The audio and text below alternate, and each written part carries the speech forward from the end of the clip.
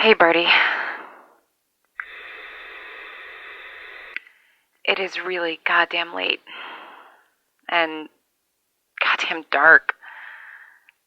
I wanted to wait for the worst of the heat of the day to pass before hiking back to the car, but I think I miscalculated because I've been hiking in the dark for way too long. Not that it's been so hot here, but the sun is strong. All that big sky, I guess. The sun is strong and my skin is pale. All my freckles are popping out like it's the middle of summer, not October. Anyway, I've been out in the wild for the last couple of days.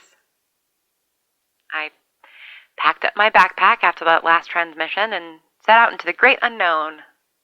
I mean, not entirely unknown, I'm not stupid.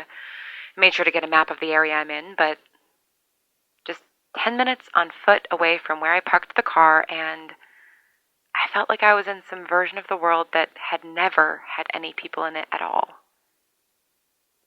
Any semblance of a hiking trail is long gone, but the terrain's not so bad, especially now with my new boots. I don't know how far into the wild I got exactly. I walked for a couple of hours, so a few miles at least, but I found this beautiful spot by this little pond with this little waterfall. Sunlight streaming through the trees. I set up camp there and slept under the stars for a few nights. And with being by the pond, I could actually see the sky. It wasn't blocked out by the treetops. My God, the stars. I guess I haven't looked up in a while because I was shocked by how many there were. I mean, there hasn't been any light pollution in 6 years, so I think probably most of the sky in the whole country is like this, but I guess I just haven't really looked. I wish I knew something about the constellations.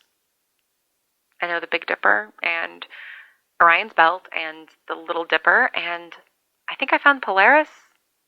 Although, I don't know, is it even the right time of year to see Polaris? Can you see it all year round? Can you see it from the hemisphere I'm in? I don't know. Clearly, I don't know anything at all about the night sky.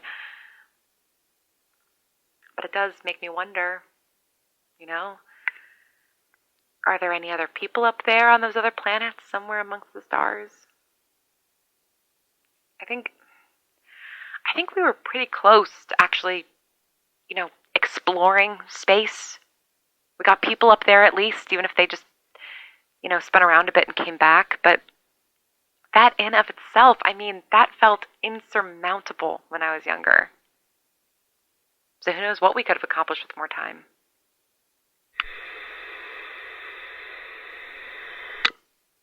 But it's a really nice thought that we're not alone in the universe.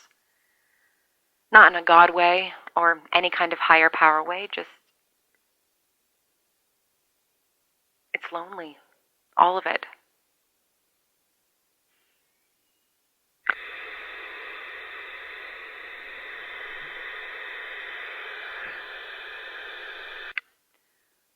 Aren't you lonely? I am so fucking lonely. I think I've been lonely. I think I've been lonely since I was a little kid. Which makes a certain kind of sense, I guess. Only child, mom died when I was 9, dad died when I was 15, no extended family. My one childhood friend, Millie, lived 4 miles away, and so I only ever saw her so much. I thought moving to New York City, I'd never be lonely again, surrounded by that many people, but I still was. Even when I met Pete, even when I went upstate to see Martha, I was still lonely so much of the time. And I have to think that everybody feels that way, felt that way, because we are alone on the big scale of things, the universe scale. If there really is nothing else out there, then we are incredibly alone.